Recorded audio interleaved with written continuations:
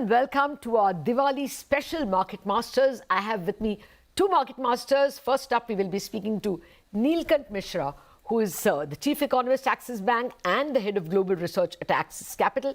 In a bit, we will also be speaking with Vetri Subramaniam, the Chief Investment Officer at UTI Mutual Fund. But first, Neelkanth, he strides the world of economics and stocks with equal ease. Welcome to our Diwali special, Neelkanth. Well, first up, tell our investors, our viewers, how do you think the Nifty will move in the year ahead?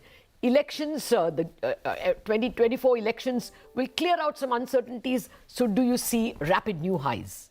Absolutely. And I don't think elections are what we need to really worry about. I think what we need to worry about is how quickly the global issues get sorted out. I don't think they'll get sorted out for many years, but at least, you know, the current trajectory is in many ways unsustainable. We are seeing significant shortages of dollars outside the US. The US fiscal problem is much bigger than what is currently understood. And this will mean that things come to a head and then something breaks, and then the only solution is for the Fed to start buying US treasuries again. So I think that's the only thing that we need to wait for. Till then, I would remain very cautious. But the Indian economy is doing extremely well, much, much better than expected. Okay, I'm coming to the Indian economy in just a minute, but you have just raised my curiosity a bit on your interpretation of the global backdrop. Do you think we will be, this phase will end with a financial accident? I mean, what are your thoughts? One thought that a soft landing is what we would be able to get away with. I think the issue of a soft landing is, I think that's completely misplaced. People are not acknowledging the fact that the US fiscal deficit went up by nearly 4% of GDP, right? So people have been saying, oh, the interest rates have been high, inflation has come off, and look, everything looks hunky-dory. What's ignored, and this is why in a recent column I called it when DMs become EMs, when developed markets start having emerging market-like problems. You need emerging market analysts like us to actually show the mirror and say that, look, if your fiscal deficit expands in 1 year by 4% of GDP, how can a recession happen? And unless what was $1 trillion in FY22 became $2 trillion in FY23, unless this can become $3 trillion in FY24, and I hope not, the US is going into a recession. I don't think there is any chance of a soft landing. Okay. Well, then what does that mean for India? Already we are seeing our services exports getting impacted. Does that take away a huge chunk of our growth as well? Software companies, already IT company results are showing that pressure. Yes. So there are three channels of risk. Therefore, the first is, as we said, services exports start suffering because that is our primary market. Then goods exports. In fact, if you've seen oil's behavior of late, it does suggest that the markets are starting to worry about weaker global demand, and particularly in the US, because US was pretty much the only economy which was holding up. And progressively, so I just came back from 3-continent marketing where I met a large number of investors, and progressively in October, data points even in the US have actually worsened. So I think that goods demand and goods exports will worsen further.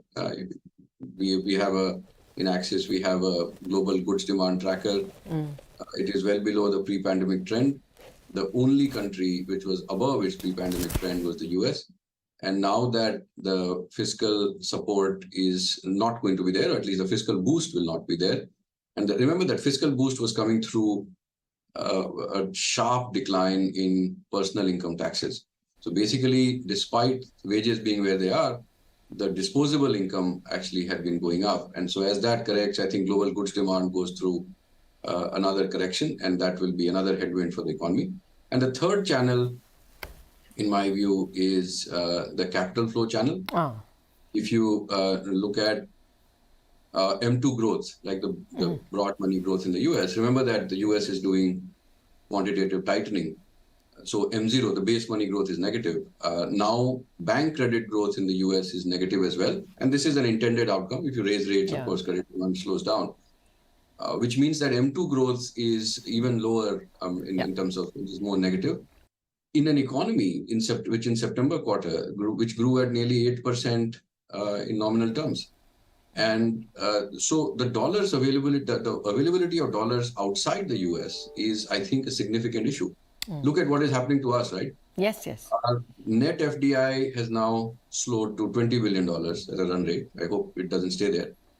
External commercial borrowings, there's no possibility of dollar funding for most of the companies. So what used to be a $15-20 billion plus is most likely a $5 billion minus.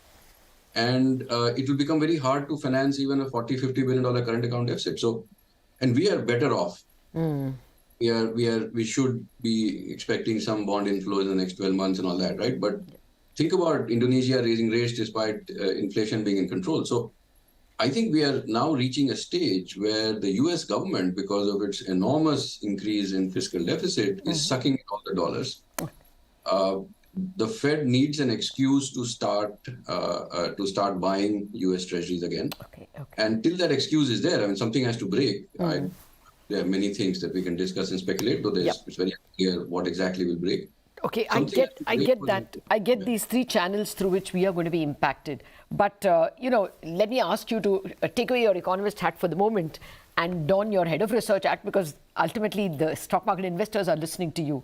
What will this mean for stock markets? Are we going to see earnings downgrades, albeit by a smidge, but will we see that?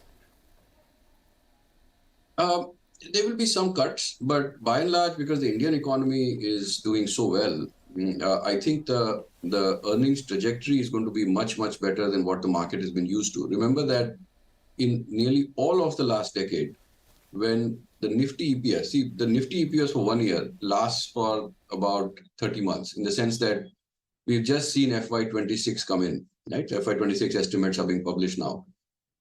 It will be about 30 months before FY26 becomes actual. Yes. In the previous decade, in these 30 months, the Nifty EPS for a given year used to fall by 10 to 30%. Right? Most years it was downgrades. So every 3 months you would see 2 to 3% cuts. Now, so what would happen every 3 months is that you have a roll forward gain, because generally the consensus would be positive. So you gain 3-4%, you would see a 2-3% cut. The forward earnings would be more or less stable. What has been happening the last 4 years is that those cuts have disappeared. Now, it's because financial earnings have gone up, some auto earnings have gone up, and some other cuts are still happening. But the net, the Nifty EPS is actually doing very well. And in fact, almost all of the performance, in fact, more than all the performance of the Nifty this year is because of roll forward gains in the Nifty, in the EPS. Okay. So I think the market is most likely to time correct. This is something that I've been talking about since September of 2021, and I think there is another year or so of that correction left.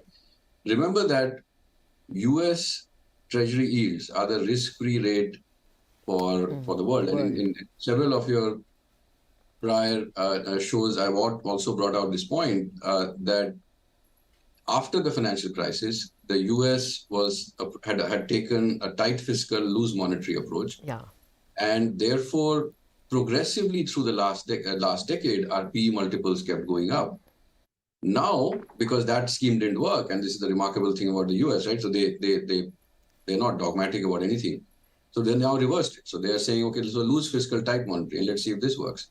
Now, what this means for the rest of the world is that the cost of capital, the risk-free rate that we build in, has to be higher. And therefore, if you remember, 2013-14, 14 times forward was a good multiple for the Nifty. And I'm not saying we are going there, because India has improved.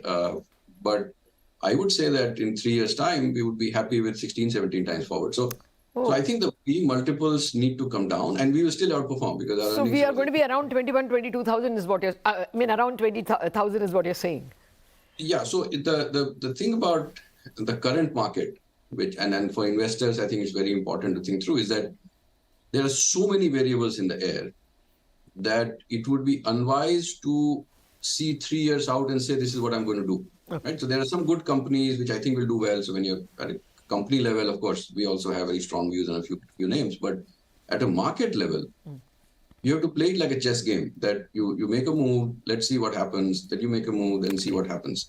So what is likely to happen is that whenever the accident or whatever, whenever the stress becomes enough, like, Silicon Valley Bank Yes. failing was the catalyst for the Fed to start growing its balance sheet again.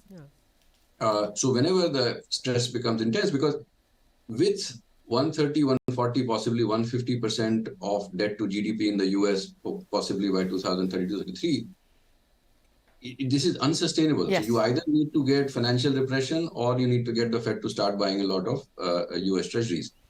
And we just have to wait for that to happen. So there will be a point where it looks like things are falling apart, and then the Fed has to step in.